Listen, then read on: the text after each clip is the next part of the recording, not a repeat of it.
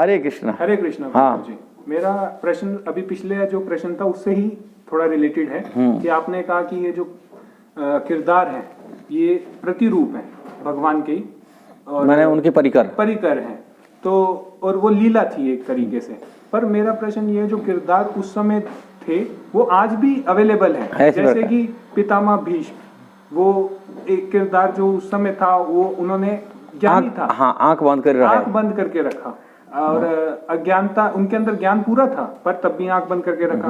जो करण था उसको शिक्षा का अधिकार छीना गया, आज भी कई लोगों से शिक्षा का अधिकार छीना जा रहा है। तो ये किरदार तो आज भी हैं पर उनके नाम अलग हैं। तो इस पे प्रकाश डालें कि उस समय तो आपने कहा कि ये परिकर, भगवान भगवत गीता में यही बात बता के रखे। पहले भीष्म पितामह की बात बताते, भगवान बोलते संसार जो कर्म करते हैं, किम कर्मेति कवयो अप्यत्रो महिता। बड़े बड़े कवि पर विद्वान लोग मध्य भी संसार की कर्म को समझने में, कर्म को दावापंच जो है, जो कर्म के जो अंदर में जो बारीकियाँ हैं, वो कर्म को बड़े बड़े विद्वान लोग को नहीं समझ पाते। उसका उदाहरण जैसे भीष्म पितामह, वहाँ निर्णय नहीं ले पाए। कुरुसभा राज्यसभा में एक अबला स्त्री को उनको उल्लंघन किया जा रहा है, उनको सारी संसार के राजाओं के बीच में वो निर्णय नहीं ले पा रहे थे। इसी बात को, इतना बड़ा माने वो द्वादश महाजन है, इतनी बड़ी शास्त्रज्ञ हैं, विद्वान व्यक्ति थे, किंतु होते हुए भी उनके पास सारी क्षमता भी था, किंतु निर्णय ले पाए मैं क्या करना है।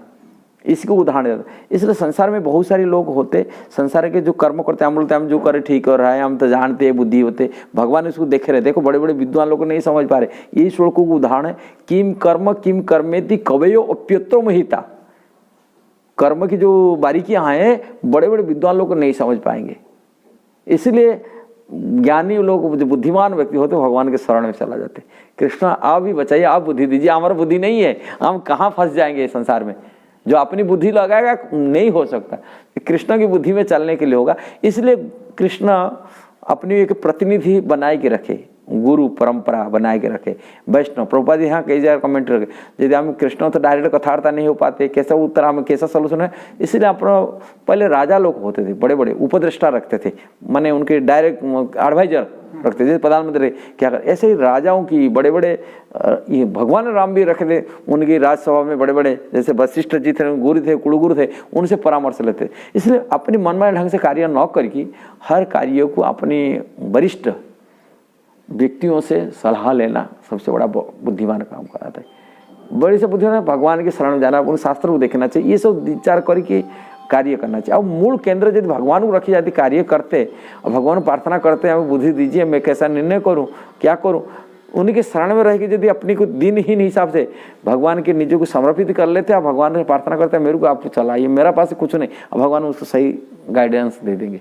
हृदय बैठे हुए चैत्य गुरु के रूप में वो देंगे। और दूसरी चीज, आज जो कर्म फल भोग रहे हैं हम देख रहे हो, जैसे ही कर्ण के बारे में बता रहे हैं, अन्य अच्छे होते हुए भी कर्म, ये सब कर्म के फल है, इसी जीवन का नहीं। इससे पता चलता है ये जीवन तो अच्छे काम किए, बुरा कर्म नहीं किए, क्योंकि इतना दुख क्यों मिलता है।